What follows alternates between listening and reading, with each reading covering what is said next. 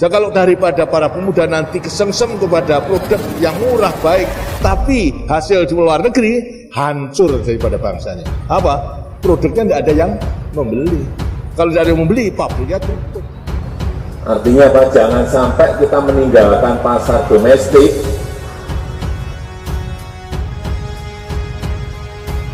Assalamualaikum warahmatullahi wabarakatuh. Hai, selamat datang channel Nawawi Kembut. Orangnya kalem dan lembut. Seperti biasa, di sini saya akan memberikan sebuah hal-hal yang menarik, aktual, dan tentunya kontroversial. Namun sebelum itu, silahkan subscribe dan nyalakan loncengnya agar kalian selalu mendapatkan notifikasi dari setiap video-video yang akan saya upload. Ya, sebelumnya saya sudah membahas tentang prediksi Presiden Soeharto 25 tahun lalu untuk soal sistem pasar liberal dan bahayanya jika barang-barang impor ini membanjiri negara Republik Indonesia. Lantas saat ini di masa kekuasaan Presiden Joko Widodo selaku presiden yang berkuasa saat ini, apakah langkah beliau untuk menghalau hal-hal tersebut dan berbagai macam dan fenomena yang telah terjadi yang sudah sebelumnya saya bahas di channel ini, dan rupanya Presiden Joko Widodo sudah menyelenggarakan dan sudah membuat sebuah gerakan agar masyarakatnya membeli produk dalam negeri, khususnya usaha mikro, kecil, dan menengah, sehingga perekonomian Indonesia nantinya dapat digenjot dengan baik tanpa adanya ketergantungan terhadap bangsa lain. Seperti apa sih pidato beliau? Mari kita simak bersama-sama. Yo. Kita tahu pasar domestik kita besar, dan saya tidak mau pasar kita ini dibanjiri oleh produk-produk impor. Tidak mau. Tapi memang bukan hal yang mudah, karena dalam ekonomi terbuka seperti ini tidak bisa kita menutup diri, nggak bisa. Tutup, nggak boleh impor, nggak bisa. Caranya hanya satu, bagaimana kita bisa berkompetisi dengan mereka dengan produk-produk impor itu. Entah dari sisi harga, entah dari sisi desain, entah dari sisi kemasan, harus menang. Artinya apa? Jangan sampai kita meninggalkan pasar domestik, terlalu konsentrasi ke ekspor sehingga yang di dalam negeri justru diserbu oleh barang-barang dari luar. Pasar dalam negeri dikuasai, tetapi setelah itu masuk ke pasar global dalam rangka menaikkan devisa kita.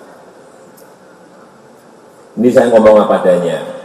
Jadi kontribusi dalam ekspor ini masih didominasi oleh usaha-usaha besar. Tapi nggak perlu berkecil hati. Setelah saya masuk tadi saya optimis. Nanti akan kebalik. Jadi angkanya ekspor usaha besar, angkanya ini masih 85,6%. Ekspor kita ini didominasi oleh perusahaan-perusahaan besar yang ada di kita juga nggak apa-apa. Artinya apa? 14% itu oleh kontribusi usaha menengah, usaha kecil, dan usaha mikro. Tapi melihat produk-produk yang tadi dipamerkan, saya optimis tidak lama lagi barang-barang ini akan membanjiri pasar ekspor kalau kita konsolidasikan pasarnya dengan baik, standar produknya juga dibangun dengan baik, sehingga betul-betul kita mampu bersaing dengan negara-negara. Ya, kalau kita lihat bersama-sama dari beliau sepertinya sudah menerapkan sistem ekonomi rakyat yang pernah digagas oleh Presiden Soekarno pada masa itu. Lantas, apakah cukup upaya Presiden Joko Widodo untuk menghalau produk luar negeri yang masuk di Indonesia? Kita tidak bisa untuk memikirkan produk dalam negeri tersebut berupa barang maupun jasa, tetapi ideologi, kebudayaan, serta gaya hidup masyarakat asing yang saat ini sedang membanjiri bangsa Indonesia dan secara tidak langsung merubah pola hidup masyarakat Indonesia, sehingga kesan yang ditimbulkan ini, khususnya kalau kita perhatikan dari segi pakaian, ini tidak cocok.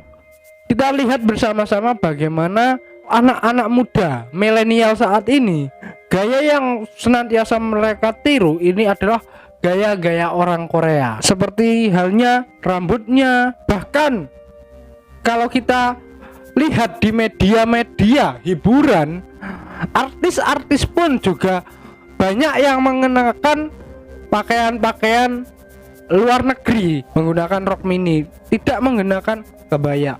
Bahkan kebanyakan daripada mereka lebih suka produk-produk impor, jam tangan semisal, atau mungkin peralatan musik. Jika memang pemerintah ingin menggenjot UMKM, maka bukan hanya diberikan sebuah modal, tetapi diberikan sebuah pelatihan khusus dalam menata sebuah usaha. Seperti apa ya, ini terserah pemerintah nantinya lah, saya tidak boleh ikut-ikutan nih kan. Itu saja yang dapat saya sampaikan, kurang lebihnya mohon maaf. Klik tombol subscribe-nya dan nyalakan loncengnya. Kita akan bertemu lagi tetap di channel Nawawi Kembut. Salam Kembut. Assalamualaikum warahmatullahi wabarakatuh.